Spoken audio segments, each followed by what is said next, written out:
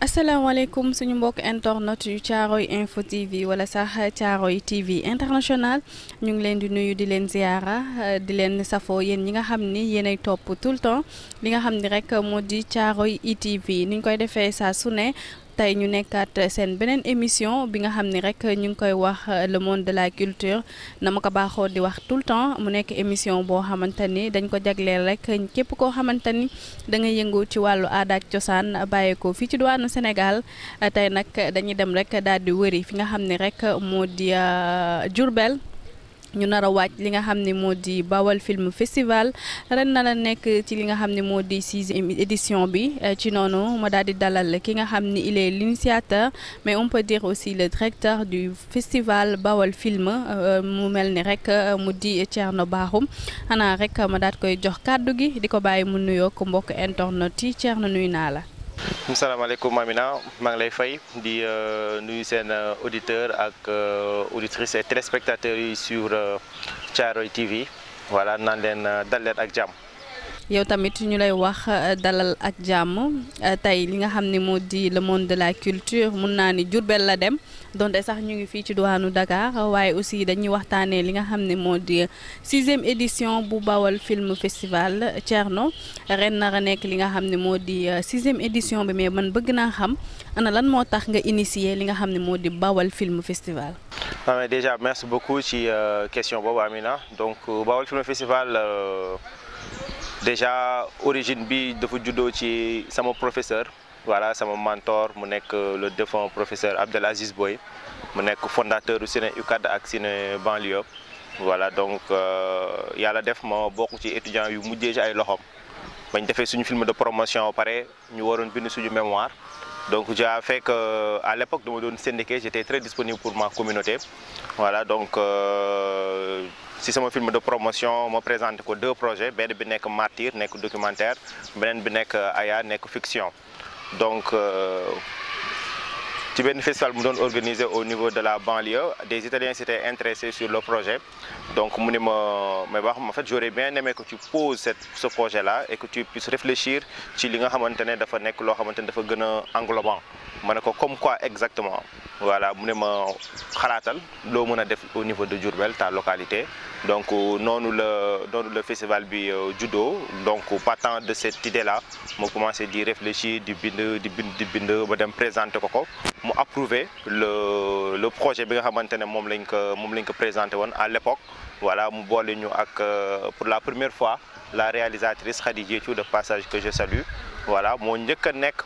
réalisatrice bu effectuer le déplacement de Dakar vers Diourbel parce que l'objectif c'était de pouvoir décentraliser li nga xamante ne mooy les opportunités yuy exister dans le secteur du cinéma et de l'audiovisuel créatif comme nu mu ko defee woon au niveau de la banlieue parce que université ñëpp amuñu fa woon accès mais au niveau de la banlieue dafa développé woon initiative bu ciné banlieue pour que tey ñuy mën di dimbali ndaw yi nga xamante ne ñoo nekk au niveau de la banlieue pour ñu mën a am des formations sur le plan cinématographique mais en plus de cela ñu mën a def carrière donc c'est ça qui a fait que au niveau de la banlieue et du cinéma sénégalais ngay dégg tur yu bari yoo xamante ne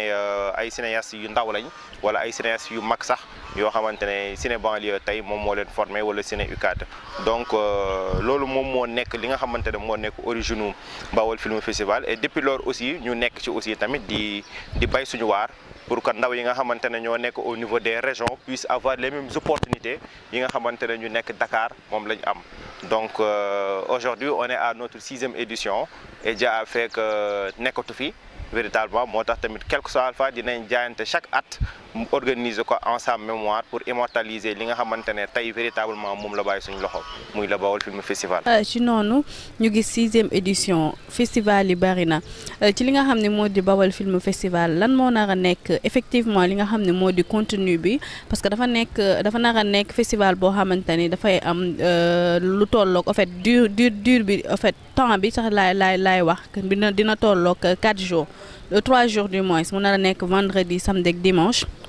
donc ñu gis ne la plupart du temps ñi nga xam ne dañuy organiser festival dañuy manqué li nga xam ne moo di contenu tey jii contenu bi nga xam ne dañ koy dugal ci Bawal Film Festival lan lay doon. mais déjà merci beaucoup ci question boobu donc comme li nga wax déjà ci say njëlbéenu wax le choix de la région de Diourbel c'est pas gratuit après tout boo ñëwee ci dëkk nga gis ne dëkk bi am na nu mu bindoo am na loo xamante ne amaana xamaguñ ko voilà donc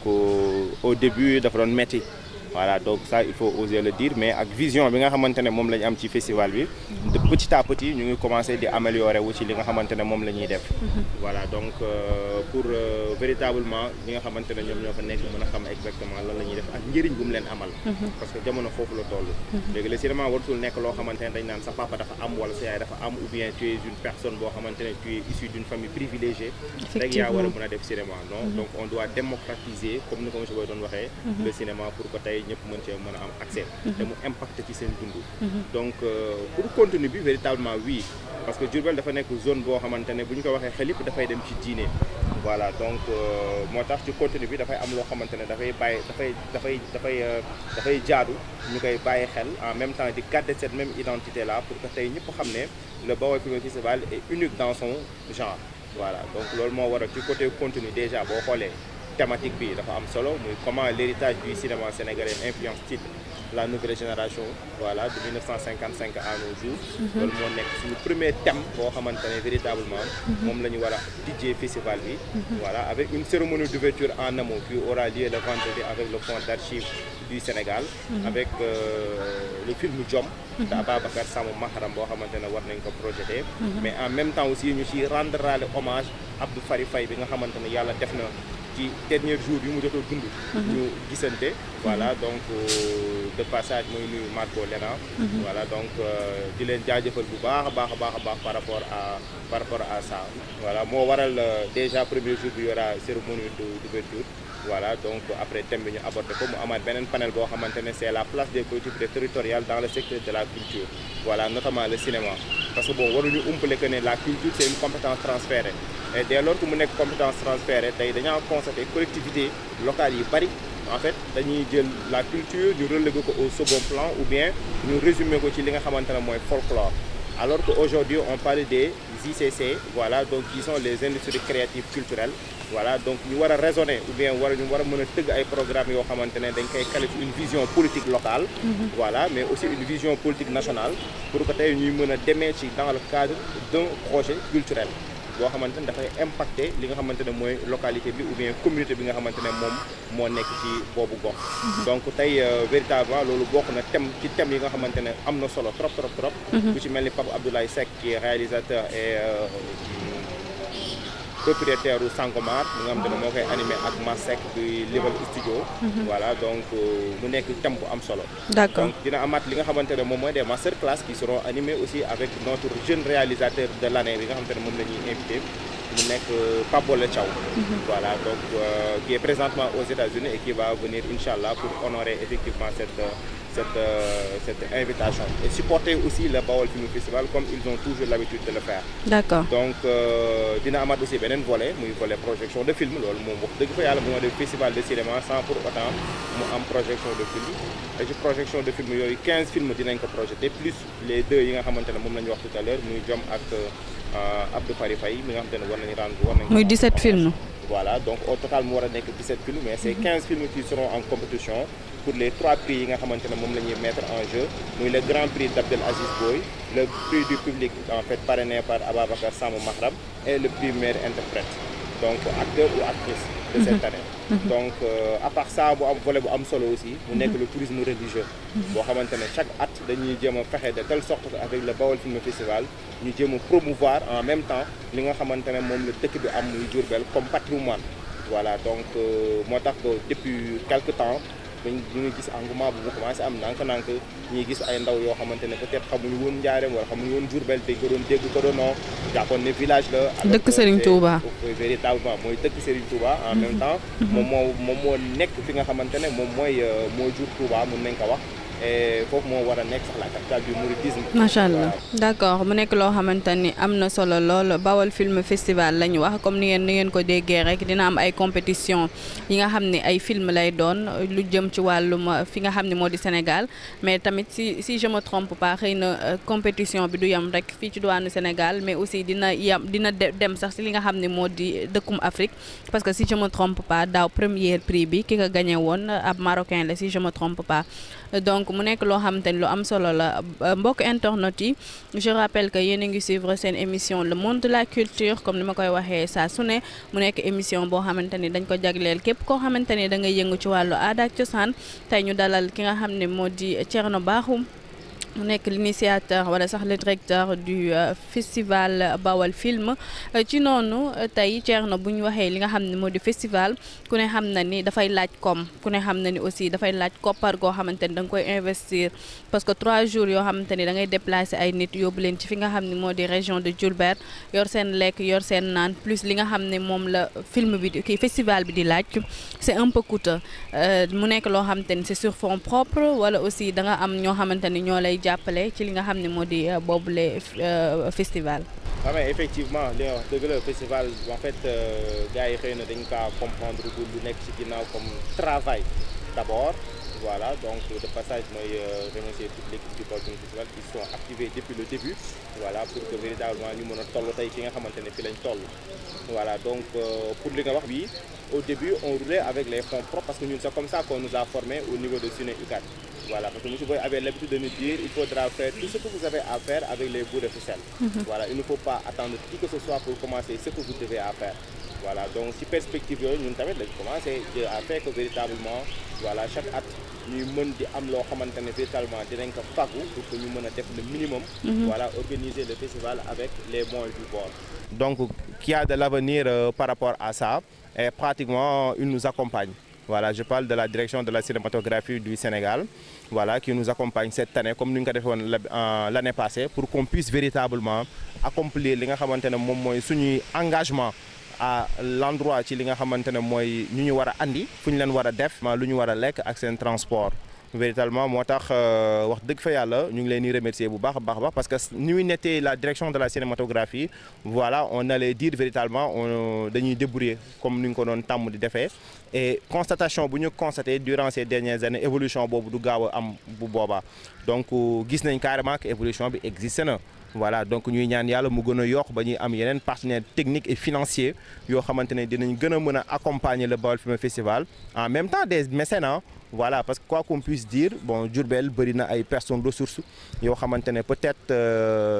ñàkk a xam li nga xamante ne moom la ñuy def moom moo waral le plus souvent dañuy réticent pour mën a ñëw dimbali ñi nga xamante ne ñoom ñooy les porteurs de ces genres de projets culturels mi nga xamante ne tey bokk na ci li nga xamante ne moom mooy vitrine Diourbel chaque at bu jotee sur le plan culturel les acteurs latents et véritablement les cinéastes aussi l'attendent. D'accord ci noonu rek mu nekk loo xamante ni am na solo lool ndax li nga xam ne moo di Diourbel tey buñ koy wax dañ koy wax li nga xam ne moo di dëkku Serigne Touba mais tey jii genre festival yu mel nii pour nga initier ko dafay laaj ci li nga xam ne moo di koppar donc nekk na loo xamante ni du fonds propre rek ngay mën a demee mais aussi di nga am ñoo xamante ni ñoo la si mën a jàppale ku mel ni ministre de la culture wala tamit ku mel ni waa direction cinématographie ci noonu rek xanaa rek damay ànd ak sama cadreuse rek di Absa Ndong ñu daal di dem rek xooli li nga xam ne moo di service commercial daal di dellu si waat ci plateau bi.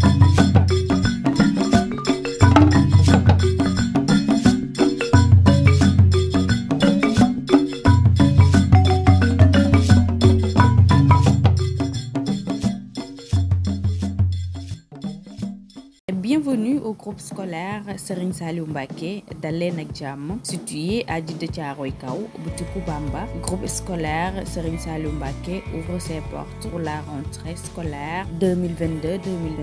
pour une réussite académique et être une personnalité dans ce pays. Viens vite s'inscrire au groupe scolaire Serigne Saliou Mbacké. Vous aurez un enseignement de qualité car nous avons de très bons résultats en entrant 6e, BFM et au bac. Les niveaux sont répartis comme suit: élémentaire, moyen et secondaire. Salut Diallo, je suis le directeur du groupe scolaire Serigne Saliou Mbacké, bien connu sous le nom de l'école ZAL. Cette école a fait du chemin parce que ça a été créé depuis 1988 et a eu son utilisation en 1997. Présentement, nous avons tous les cycles. Nous pouvons aussi constater de très bons résultats depuis plusieurs années. Au niveau de l'élémentaire, nous avons entre 80, 90 et 100% au résultat du CFE. Au BFM, nous avons entre 75 et 80%. Et au baccalauréat, nous avons souvent entre 70 et 75% avec des mentions. Pour plus d'informations, veuillez nous contacter au 33 834 66 12 ou au 77 415 17 22. Vous pouvez nous envoyer un mail via zaldiallo@odney.com ou visiter notre page Facebook Groupe scolaire Serigne Saliou Mbacké, engagé pour une éducation et une formation de qualité.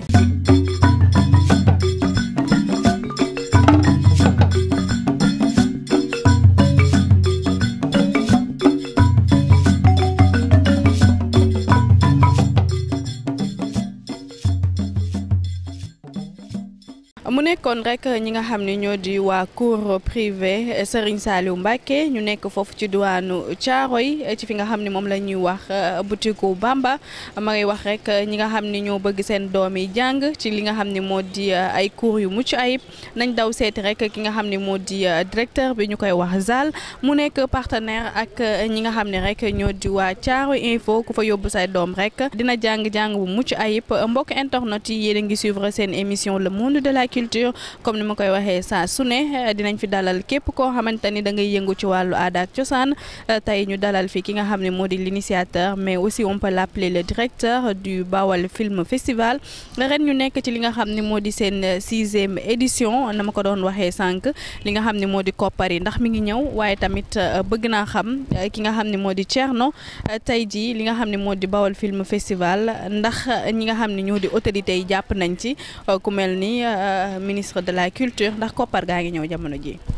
waaw mais déjà bu dee pour ministère de la culture bon je dirais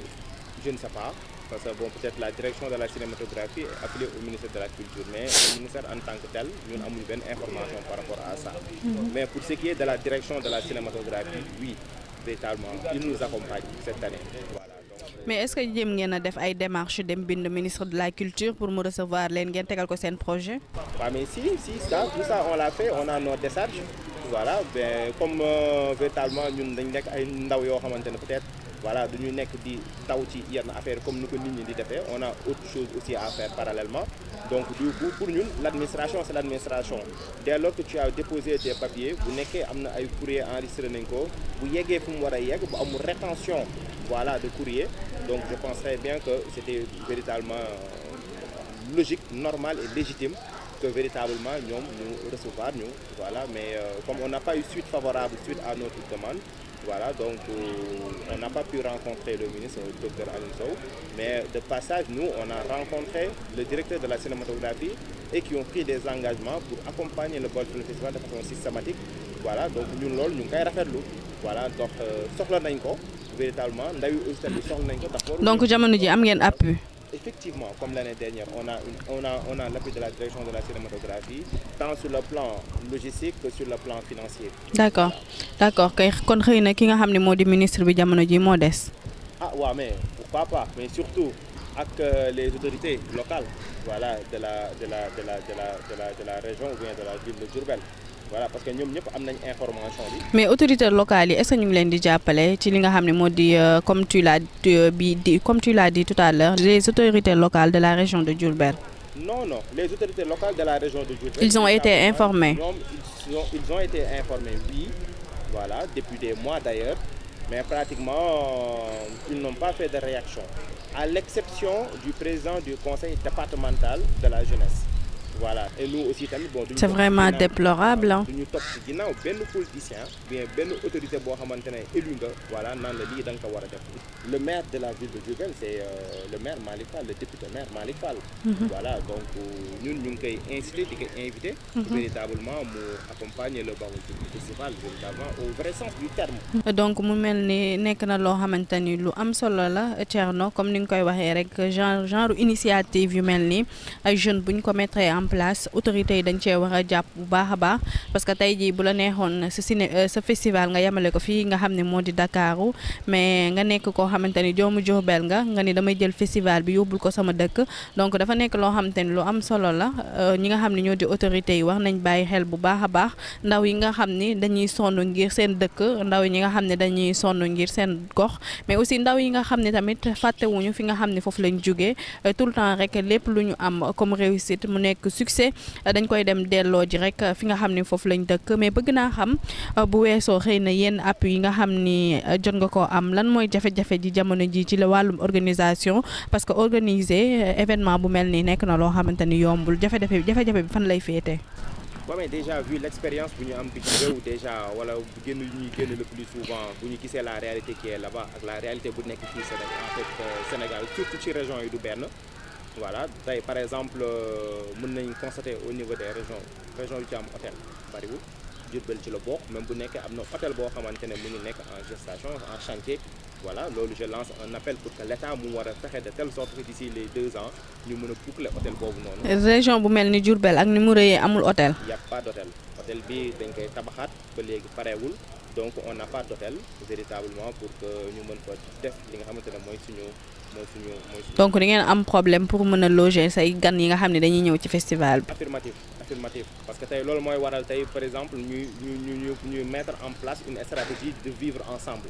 voilà donc au lieu ñu jël kenn ku nekk di ko yóbbu fi nga xamante ne 2 personnes par chambre on préfère véritablement vivre en communauté. voilà parce que loolu aussi tamit c'est une facette boo xamante ne c'est propre aux Sénégalais c'est propre en fait à la communauté Bawol de telle sorte que le partage bi nga xamante ne moom la ñu war a am ensemble dañ koy mettre au devant de la scène. voilà donc beneen bu ci des mooy on a des résidences malgré tout même si on n'a pas d'hôtel mais on a effectivement des résidences yoo xamante ne voilà mën nañ fa loger li nga xamante ne mooy suñu yenn invités yi mais ndaw yu ci des ñëpp véritablement nous on va vivre ensemble comme on a l'habitude de le faire nekk ci benn bërëb di échangeante di dem def suñu activité di ñëw di xamante suñu biir pour que après bu ñu jógee ci festival bi mu mën a juraat yeneen liens yoo xamante ne di ñu mën a permettre ëllëg lépp li sa morom di def du doon difficulté parce que dañu ci mën a jàppale ko moom it mu mën ko def véritablement sans contrainte loolu bokk na ci contrainte yi muy côté hébergement. voilà peut-être côté restauration il y a chez Milka qui va nous accompagner comme il l'a fait l'année dernière voilà ci suñu cérémonie de clôture. voilà donc il y a de la qualité là-bas quoi qu'on puisse dire maintenant peut-être beneen contrainte bi nga xamante ne moom la ñuy noter moom moo nekk les rabattements au niveau de Diourbel parce que tey nit ñi mën nañ loger fii loger fee mais il faudra que mu am des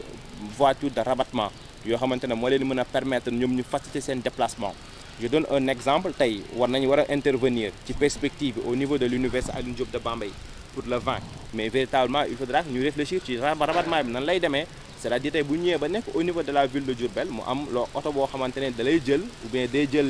l'équipe technique qui doit aller au niveau de l'université Alioune Diop de Bambey mën leen yóbbu mën leen andiwaat. donc pour vous dire que festival aussi c'est quelque chose de très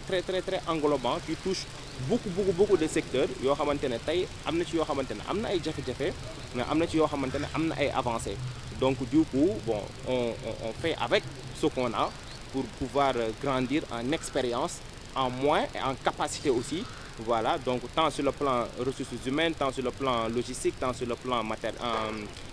financier pour que tey jafe-jafe yooyu ñu mën ko voilà éradiquer une bonne fois pour toutes voilà. D'accord à une semaine on peut dire du festival tey jii yéen a ngi ci li nga xam ne moo di préparation yi lan moo ci des. waaw mais fu mu nekk nii lu ci des mooy on va lancer voilà le formulaire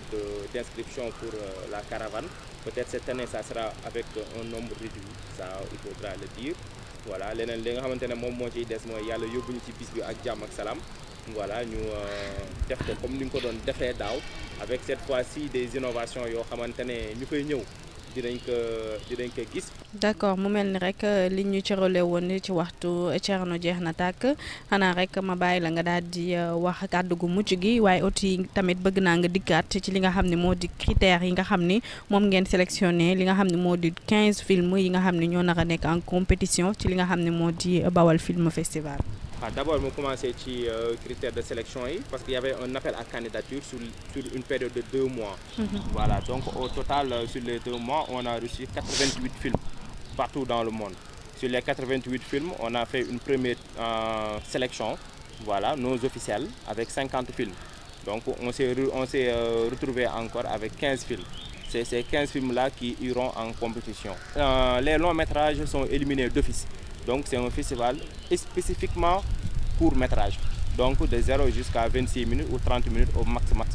li si film yi ñu sélectionné publié nañ ko ñëpp xam nañ leen am na yu nekk Sénégal am na yu nekk France am na yu nekk en Afrique voilà donc yooyu ñoom ñooy dem compétition nan nga gisee cinéma fii ci douane Sénégal wàllum cinéma. waaw déjà je pense que le cinéma sénégalais ça va hein. Voilà, ça avance. Voilà, maintenant ce qui reste mooy ñu sensibiliser d'abord parce que beaucoup de personnes man je me rends compte dañuy jaawale cinéma ak théâtre. Premier problème bi foofu la nekkee. Deuxième problème bi fu mu nekk mooy peut-être télévision yi il faudra que ñu impliqué wu wala ñu commencer di impliqué wu sur des coproductions filmiques. Parce que tey boo xoolee suñu télévision yi c'est très rare nga gis ñu tegal le film cinéma. dina tegal court métrage dina tegal moyen métrage dina tegal long métrage ñoom dañuy opter pour l'aspect commercial avec des séries télévisées. Voilà donc alors que tey mën nañ participer ci li nga xamante ne mooy des coproductions avec des scénarios ou bien des projets filmiques yoo xamante ne ndaw yi ñu ngi koy développer nga xam ne ñoom dañuy am l'exclusivité d'abord avec toute la communication tey film boobu noonu mën na partir mën na dem ci ay compétitions partout dans le monde mën na gagner ci festival yoo xamante ne xëy na am na xaalis wala ci yenn affaires yoo xamante ne xëy na ñoom mën nañ ci trouver seen compte bu boobaa je pense que véritablement dinañ gën a mën a dooleel cinéma sénégalais quand même. Mais à part ça peut-être ñi am chance mooy ñi nga xamante ne dañuy fréquenter les salles de cinéma voilà nga xamante ne am na commencé na am doole fii ci Dakar. te nit ñi aussi di ko commencé di ko fréquenter à l'occurrence la plus grande salle ou bien le plus grand complexe cinématographique de l'Afrique de l'Ouest ouvert au Sénégal. Donc mu nekk Pathé donc à part ça il y a Canal Olympia il y a complexe Ousmane Sembène il y a Grand Théâtre aussi. Voilà am na ay espace yoo xamante ne mën nañ fa def ay rencontres cinématographiques. kàddu gu mujj gi. Pour boucler je penserais bien que dama leen di remercier voilà di leen féliciter di leen encourager ci liggéey bu am solo bi nga xamante ne yéen a ñi koy def. Merci. Voilà donc di naan yàlla yombal. Voilà et pratiquement mottali li nga xamante ne yéene bi ngeen am ci Thiaroye ak sur le plan culturel yàlla teg ci loxo ba